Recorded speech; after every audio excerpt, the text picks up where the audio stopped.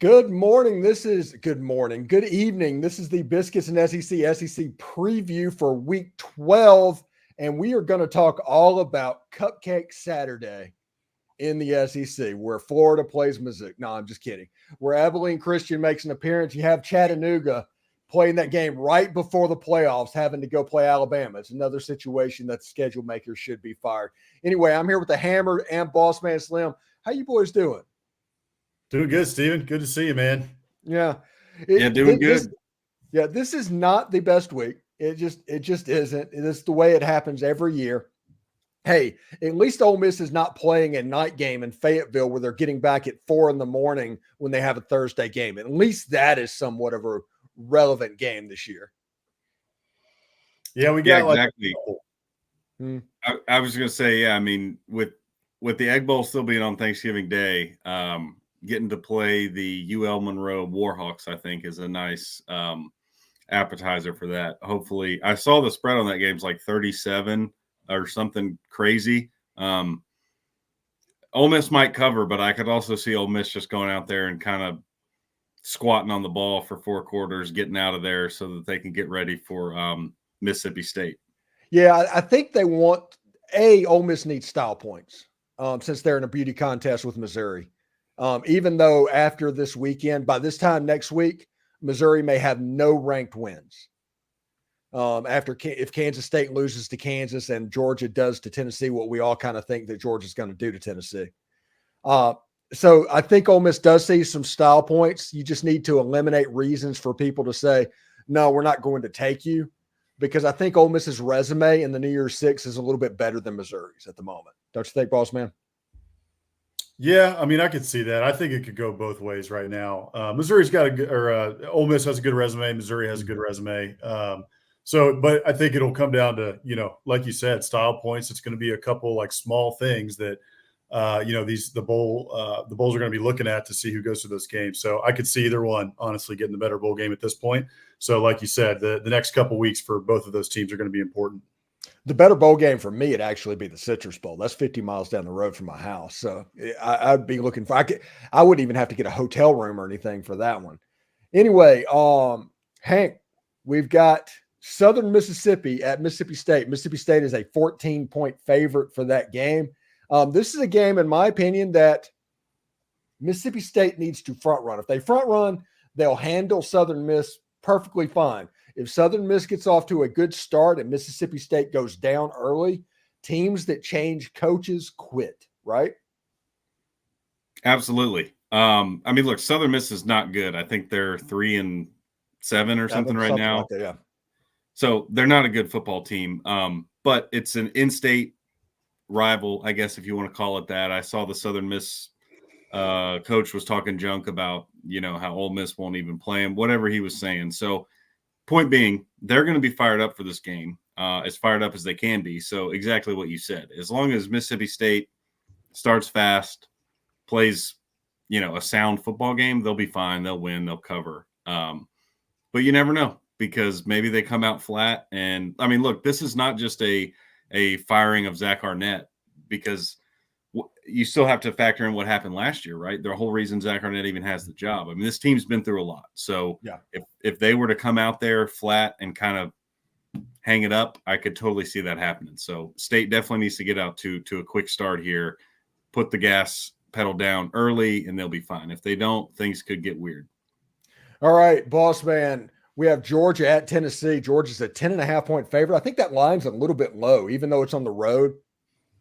Tennessee has basically lost all of its wide receivers except the one named Squirrel. Joe Milton can only throw a pass 40 yards. This is not looking good for the Volunteers. No, it doesn't. I think only Dolly Parton can save them at this point.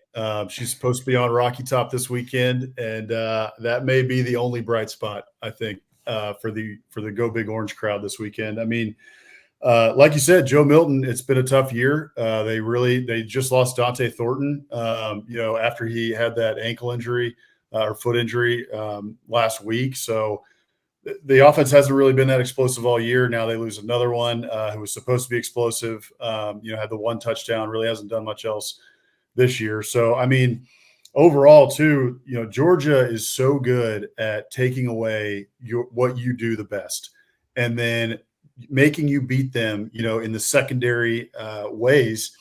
And right now, Tennessee's not going to be able to do that. They're going to take away the run game, and now it's like, beat me with your arm. Good luck. And this Georgia defense gives up 14 points a game or 15 points a game. I looked at it. Mizzou going into the game last week was giving up 24 points a game. Tennessee could only manage 7 points against that Missouri defense, which the Missouri defense is good. Don't get me wrong, but they're not Georgia's defense. So I really don't think this is a good matchup for Tennessee. I think Tennessee's on a downhill trajectory, at least for this season. So I don't see Tennessee being able to put up much of a fight in this one, frankly. I think it's going to be Georgia by a lot. Yeah, Hank, since this is the de facto game of the week, what are your thoughts on this game? Yeah, I won't add too much. I think it's the same. I mean, look, Georgia, they're playing really, really good offensively. They're getting their weapons back. Ladd McConkey has looked great since returning. Brock Bowers is, I'm sure. Yeah, I mean, he's just his presence on the field makes a massive difference. So Carson Beck, I trust even in a hostile environment like this. I don't think Tennessee will be able to turn them over enough to keep this one close. I like Georgia to win and cover. Yeah, it's the best offensive line in the Southeastern Conference, and Ole Miss was 5th in the nation in sacks and didn't have a tackle for loss and didn't sack the quarterback at all. I mean, the only reason Carson Beck had any dirt on his uniform at all is because he slid a couple of times on like 15-yard runs downfield. If this happens against Tennessee, Georgia's going to coast to the 3rd national championship because there's not a team in the country that's beaten that Georgia team. But if that Georgia team shows up consistently at the end of the year, I mean, we're going to have another national championship game that looked like last year, honestly. It's looking like that. Yeah, it's really good. Hey, New Mexico State, the boys from Las Cruces, the joke of college football for decades. I think they've won the division that they're in Conference USA. Jerry Kill has the boys going. That being said, Hugh Freeze has kind of turned it around at Auburn a little bit as well. This is a game that I can honestly see Auburn winning like 35-17 and not quite hitting the line. But I think Auburn's going to win this game comfortably. Isn't that right, Hank? Yeah, I think so. I mean, look, Auburn, as you said, they've sort of turned a corner here. I mean, it hasn't been against the best competition, but their offense has looked much better. So much so that they had Arkansas watching the Polar Express at halftime last weekend. So, they're doing something right.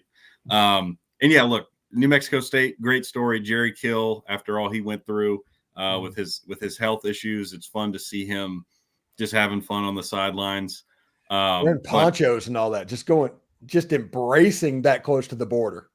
Yep, embracing it. He's got a big tattoo now, I think, of them going to whatever bowl game they went to last year. So he's living it up in Las Cruces. But yeah, Auburn should win this game. I think they'll probably cover, similar to your thoughts on Ole Miss maybe needing style points. I know Auburn doesn't need style points for a better bowl game, but they're probably going to get beat pretty bad by Alabama, I would estimate. So getting a big win going into that is never a bad thing. Yeah. Florida is at Missouri. Is there a chance that Florida can wake up? They actually played pretty decently offensively, but every team plays well offensively against LSU. Can Florida muster enough after Missouri was so up for Tennessee and they were up for Georgia? Do you think Florida might be able to catch Missouri napping a little bit?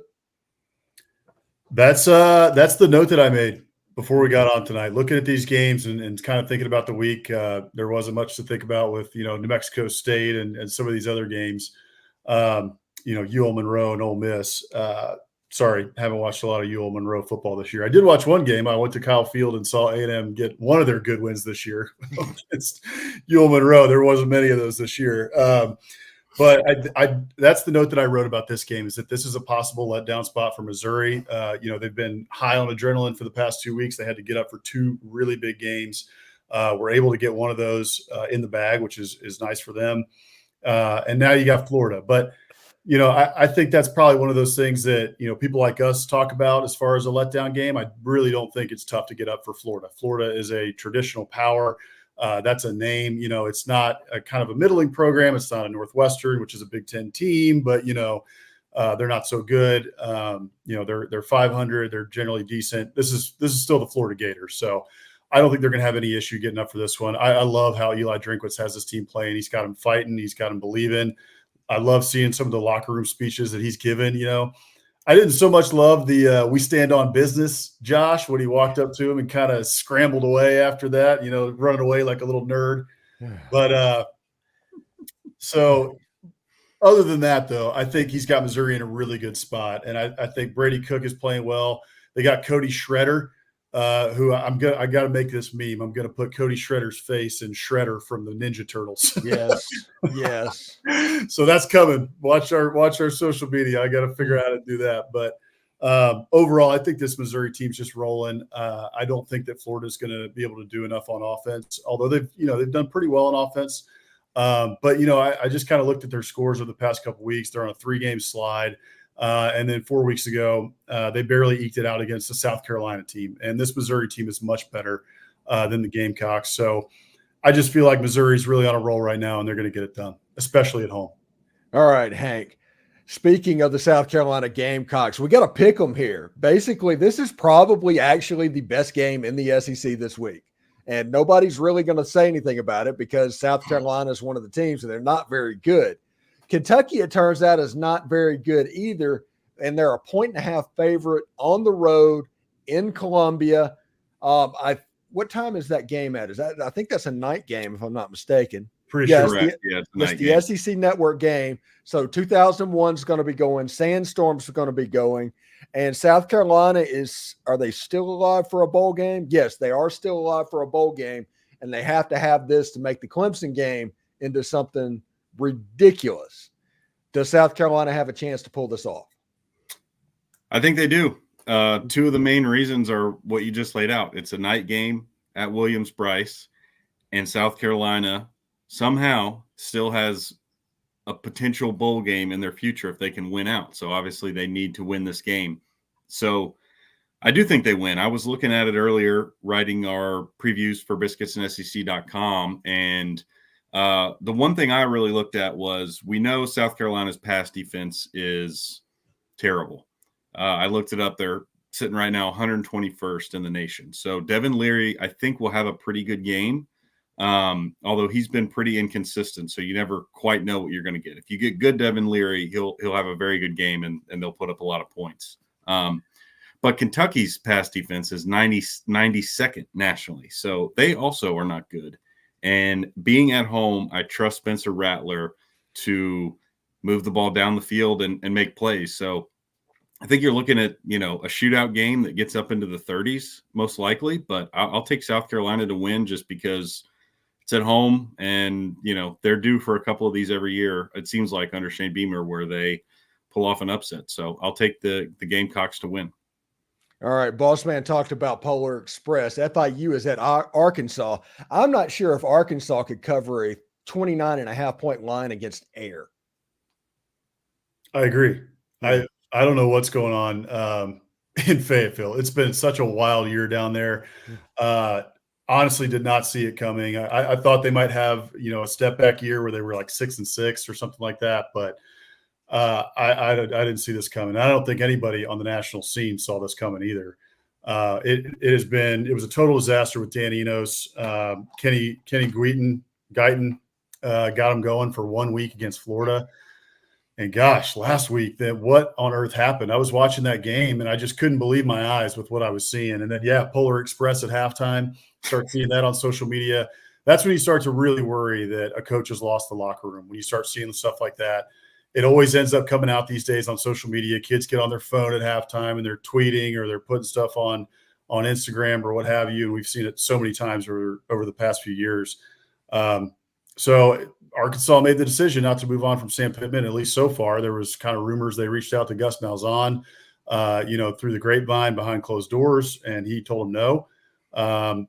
And so now there's Sam Pittman's still the guy. So I mean, it's FIU. They're going to win, but I don't expect them to cover. I don't like anything about what's going on with this offense. One thing to note, too, Sam Pittman has said that Jacoby Criswell has earned playing time just based on his, little small sample size of performance that we've seen this season, and including last week against Auburn. So I expect to see a good amount of him in this game. Okay.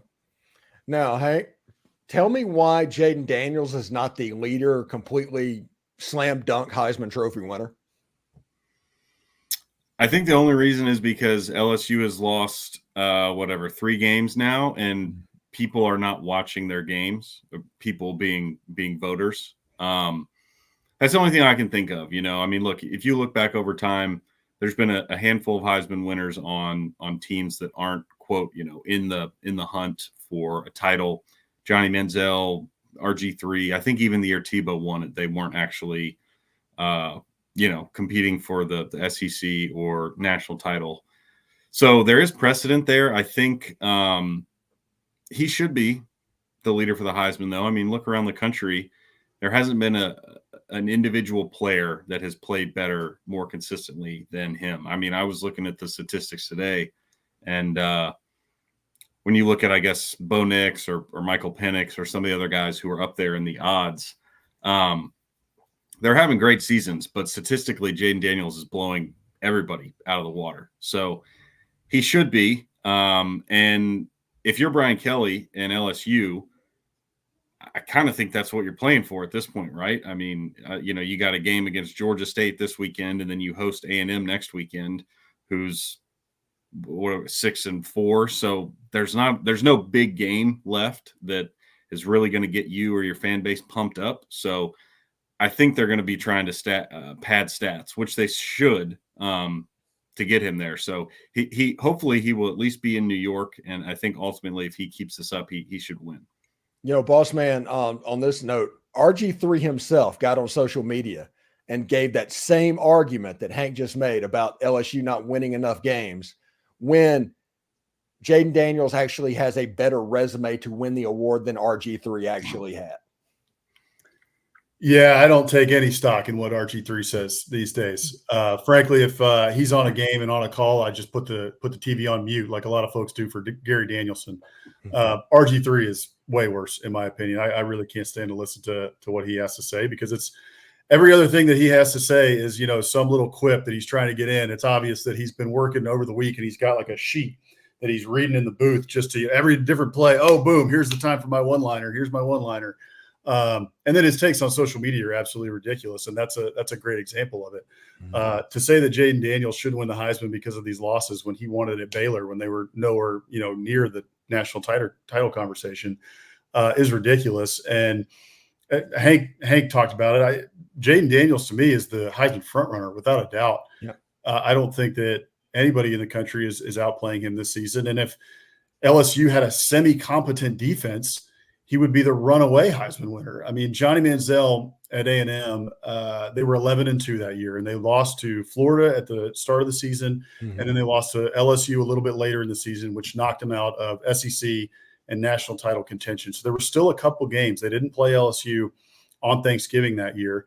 They played them a few games before that. So there were still a couple games before the end of the season where A&M was not in the national title hunt, and they were not in the SEC hunt. And Johnny Manziel ran away with the Heisman. In my opinion, Jaden Daniels should as well. I think that they probably do win out in these next 2 games. And if there is justice in college football this season, which there hasn't been in a lot of different areas, but in this one, if there is going to be any justice, Jaden Daniels should win the Heisman. All right. That is our horrible cupcake week of SEC football in week 12. Now let's get on to the 2 job openings that are currently available in the Southeastern Conference, Texas A&M. Boss man, what are you hearing on Texas A&M? Man, throw a dart at a dartboard. You've heard all the names that we have. There's a whole lot of stuff kind of going on behind the scenes and different rumors. But right now it sounds like Dan Lanning's probably out of the running. He's $20 million buyout. That's going to be a little steep. But not only that, I think he might also have some something to do with Nike as far as some stock or something like that. So I think it would be a lot of money to get Dan Lanning. And he's also said that he's, steadfast in staying at Oregon. I think most Aggies would say that's their number one choice. But I would be surprised to see Dan Lanning take the job. Mike Elko also gave a pretty definitive answer today that he wanted to stay at Duke, though he left it a little bit open, as most coaches will. Maybe some leverage for for a contract extension and a raise. But there are so many possibilities in this search. You got Jeff Traylor at UTSA. You've got Glenn Schumann at Georgia. And if you talk to Aggies, you're going to get a different answer. You poll 10 of them, you're going to get about 6 different names, and no one really is set. 6 years ago, when they hired Jimbo Fisher, everyone kind of knew that they were already leaning towards Jimbo. The stuff had already started leaking out even before they fired Kevin Sumlin. This go around's different. It is all over the place, and your guess is as good as mine. Yeah, it feels like Hammer. The way this is the Texas A&M circle. Whenever they do a coaching search, is they have a big name and they do a big name coach, and they flex their muscle on that. Then the next year they do a Texas guy. The next time they do a Texas guy, and then after the Texas guy, they go back to a big name coach. And Jimbo, that was a big name coach, big name contract, the whole 9 yards. It stands to reason that like Jeff Traylor, Mike Elko, that seems to maybe be the path that they're going to end up on here.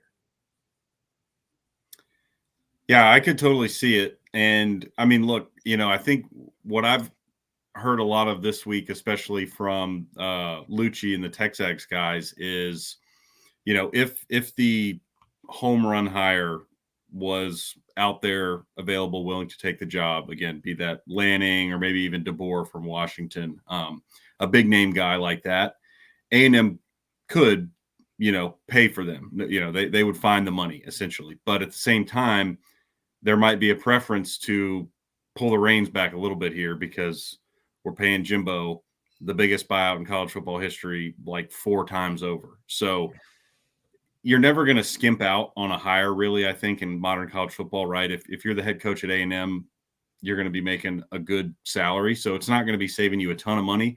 But I would not be surprised if, the real power brokers behind the scenes are much more apt to make that move you were talking about, Stephen, where let's get a Traylor or an Elko or somebody who's going to cost, I don't know, 5, 6, 7, 8 million a year, rather than 11, 12, who knows? And, like you said, you just got the home run, big contract, big name, whatever you want to call Jimbo, and it didn't work, failed miserably, in fact.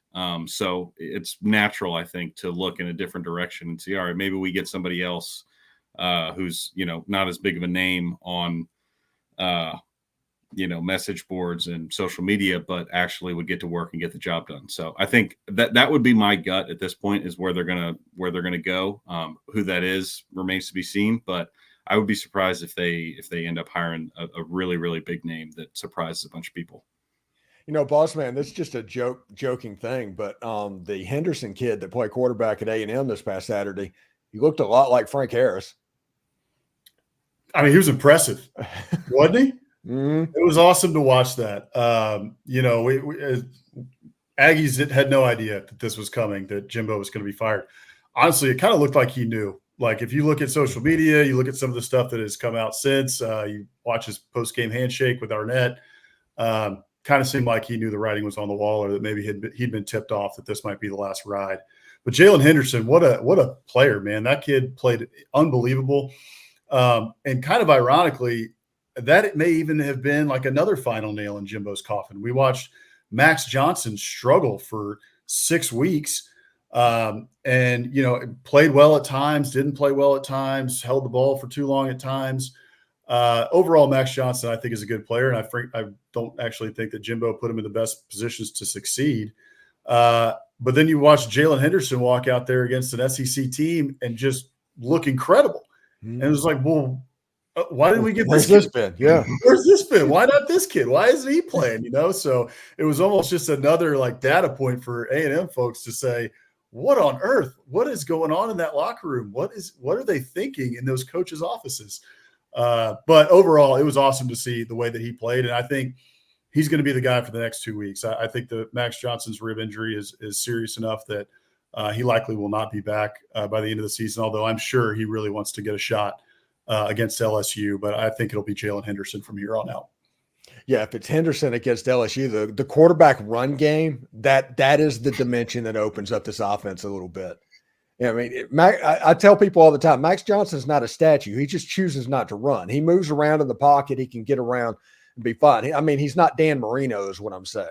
Yeah. Now, this kid and this element, this was obviously something that nobody was expecting, that running ability.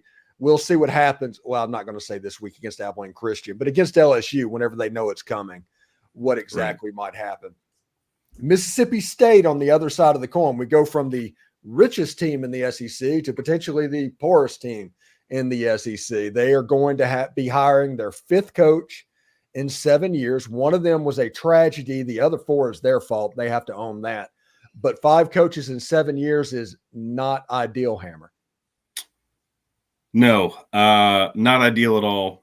You know, I don't blame them for handing the keys to Arnett after what happened. Really, obviously an unprecedented situation. So kind of whatever decision they decided to make, I think I would have understood where they were coming from. But I think they clearly needed to move on. It had not been working from the start. I think some of the but coaching staff moves that Arnett made early on that raised people's eyebrows, came back to roost and they didn't work, right? I mean, it was an air raid system. He decides we're changing the entire offense. We're doing everything different. And when you're a first-time head coach in the toughest conference in the country and, coming off of a tragedy and you decide you're going to change all this stuff up, you don't have the personnel for it. It seemed like an unwise choice and ultimately it was. So I think they made the right move. I think Arnett's a great defensive coordinator. Maybe down the line he'll get another shot as a head coach. But I have no question he'll get scooped up somewhere and be calling a defense next year. But as far as Mississippi State, I guess similar to A&M, I think there's a lot of options that they could go to. I know we were talking pre-show that Levy's been floated. The OC at Oklahoma obviously has caught a lot of successful offenses, even in the SEC at Ole Miss. I'm sure they're going to reach out to Dan Mullen. There was the fake location thing with Jamie Chadwell that everybody went crazy about for 5 minutes. Right. Well, I will say, Jamie Chadwell, somebody's going to give that guy a shot, and I think he's probably going to end up doing pretty well because he kind of just wins. Hear me out, okay? Hear me out. Texas A&M hires Dabo. Jamie Chadwell to Clemson. It just might work. I mean, I think Chadwell's a good coach. Liberty, I don't even know. They play in Conference USA or something. Yeah, it's a terrible conference, but they're undefeated. Mm-hmm. I mean, that's not easy to do. I don't care who you're playing, what level of football it is. The guy just wins. So Mississippi State would be wise to give him a very hard look. And I know, certain teams in the SEC sort of have over the years, but I think the offense that he runs is quirky enough and weird enough that it could work at a place like Mississippi State where, similar to the Leach hire, oftentimes you need a little bit of quirkiness. You need to be different and make teams prepare differently for you than everyone else, because ultimately just reality is you're not going to have the athletes that Alabama and LSU and Georgia and whoever else does. So you got to be a little different. You got to catch people off guard. Yeah, and the trick is Ole Miss does the same thing. Lane's offense is one of those offenses too. It's just the window dressing in a certain way is what it is. Him and Jamie Chadwell actually have more in common than they don't offensively. Bossman, what do you think about this hire or this job, I should say? Yeah, I'll be interested to see which way they go. I think you guys named a couple of great candidates, and they're gonna they got to get some stability there. That's been the difficulty over the last however many hires it's been. I mean, one name to keep in mind is Dan Mullen. He's available. He's an ESPN commentator. He's been tweeting a little bit about Mississippi State. He's always talking about how much he loves Mississippi State. He recently did an interview a couple weeks ago where he talked about how Mississippi State was his favorite job that he had. So, duh. Yeah, I mean, of course, it has to be, right? Yeah. I mean, other than being OC at Florida and winning 2 national titles, Definitely wouldn't have been the head coach at Florida. not the head coach at Florida. Yeah, no. So head coaching stop, obviously, it's Mississippi State. Hey, man, why not run it back? Let's see what it can do. Even as an Ole Miss fan, I think Ole Miss fans are rooting for Dan Mullen to go back to Starkville because in this NIL age, he has not adapted very well. He's been very Dabo-like. And unless he figures out what's going on, it's just going to be more of the same. I don't know if he'll be able to replicate what he did back in 2009.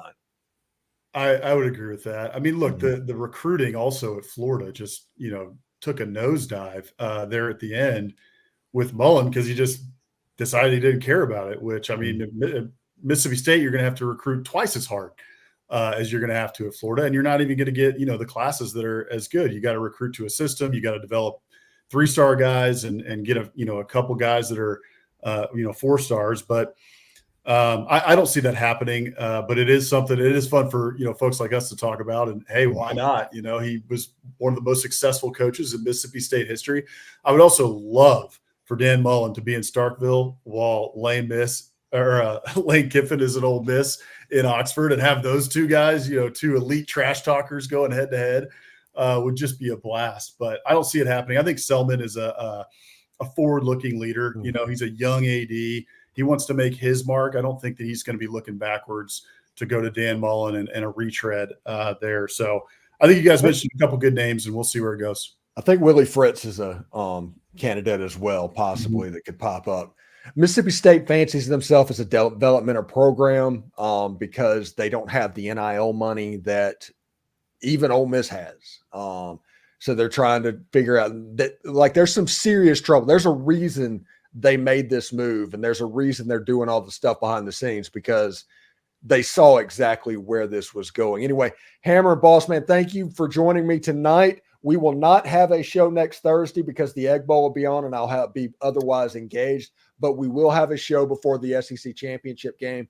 Tune in for that. Hammer and Boss Man, thank you very much, guys, and we'll see you next week. Thanks, Stephen. Thanks, Stephen.